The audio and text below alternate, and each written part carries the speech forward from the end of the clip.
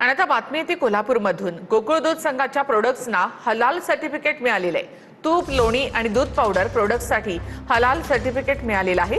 गोकुळ प्रोडक्ट्सना हलाल सर्टिफिकेटची गरज काय, असा सवाल त्यानंतर उपस्थित होतो। दरम्यान हलाल सर्टिफिकेट हे 2022 पूर्वी काढल्याची माहिती समोर आली आहे।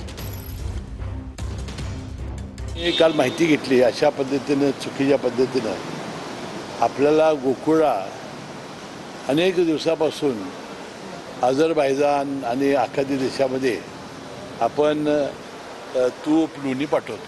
त्यासाठी अशा सगळ्या इंटरनॅशनल निर्यातीसाठी अशा सर्टिफिकेटची आवश्यकता असते आणि ते फार 2022 सालीच काढलेलं आहे। नवीन मुश्रीफ तर आत्ताच चेअरमन झाले, कशालाही जोडणं काय जोडणं याचं मला आश्चर्य वाटतं। तुम्ही जाऊन नाही, त्यांची जी अट आहे ना इंटरनॅशनल याच्यामध्ये, तुम्ही जाऊन ते ह्याला विचारा ना।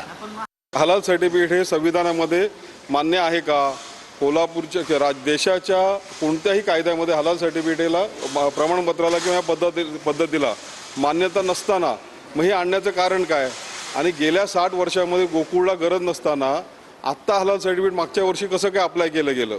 हे हलाल सर्टिफिकेटचा काय प्रस्ताव कोणी तयार केला, त्याच्यावर केलेला खर्च कोणी केला, हे करण्याची गरज कोणाची होती, हे जनतेला विचारलं का आम्ही हलाल सर्टिफिकेट घेतोय का म्हणून?